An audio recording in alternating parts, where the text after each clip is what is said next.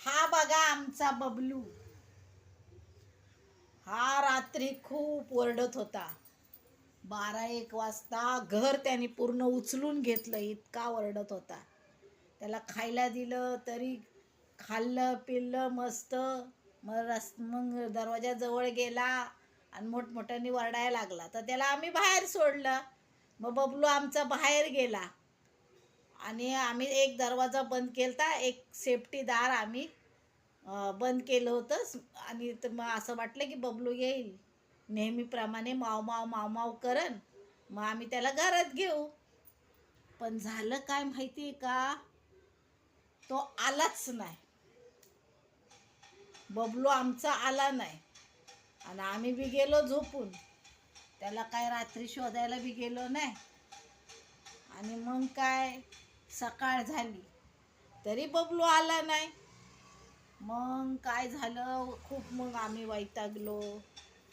मग 9 वाजता गॅलरीत उभा राहून पाहिलं तर आमचा बबलू गाडी खाली झोपलेला दिसला गॅलरीमधून.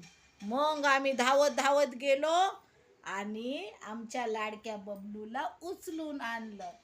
पण काय झालं माहिती आहे, तो पूर्ण चिखलाने भरून गेला होता.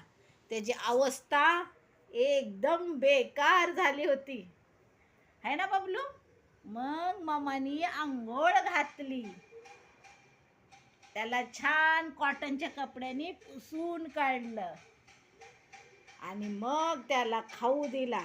नाही, आधी पाणी दिलं प्यायला. त्याला खूप तहान पण लागली होती बबलूला. मग त्याला खायला दिलं, खाल्लं. मग मस्त त्याने झोप काढली दिवसभर आज. हे बघा शेपूड हलवतोय, म्हणजे तो सगळं काय मी बोलत आहे तो ऐकतोय, आहे ना बबलू. सगळं ऐकतोय ना तू. चला मग आता मी ठेवते आणि बबलूचं वाटलं तर अवतार पण दाखवते. बबलूचा कसा अवतार झाला होता रे बाबा बाबा बाबा. पहिल्यांदा एवढं चिक्कल लावून अंगाला कुठं म्हणजे कुठं कुठं तो पळत असेल, डॉगी मागं लागल्या असेल. बापरे, शेवटी तो गॅलरीमधून दिसला. मला हमेशा तो गॅलरीमधूनच दिसत असतो आणि त्याला माहिती बरोबर आपली ही गॅलरी आहे, त्या गॅलरीच्या खालीच आपण बसायचं. गॅलरी समोरच आपण गाडी खाली बसायचं.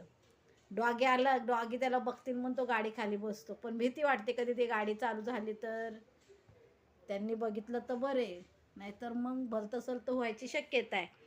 म्हणून आता मी बबलूला बाहेर सोडणार नाही, तो किती बी ओरडू दे.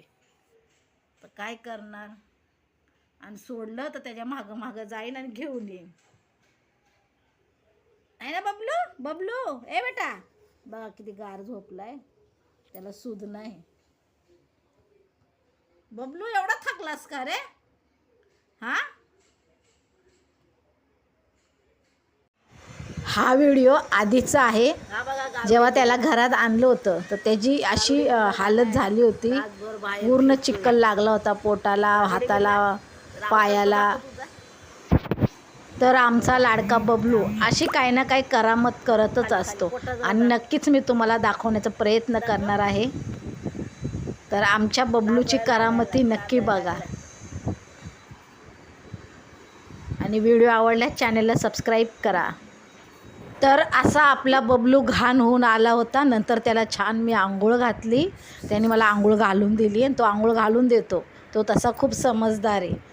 तर त्याला आंघोळ घातली आणि त्याला चांगलं कॉटनच्या कपड्याने पुसून मग तो गॅलरीमध्ये आता स्वतःला सुकवतोयस.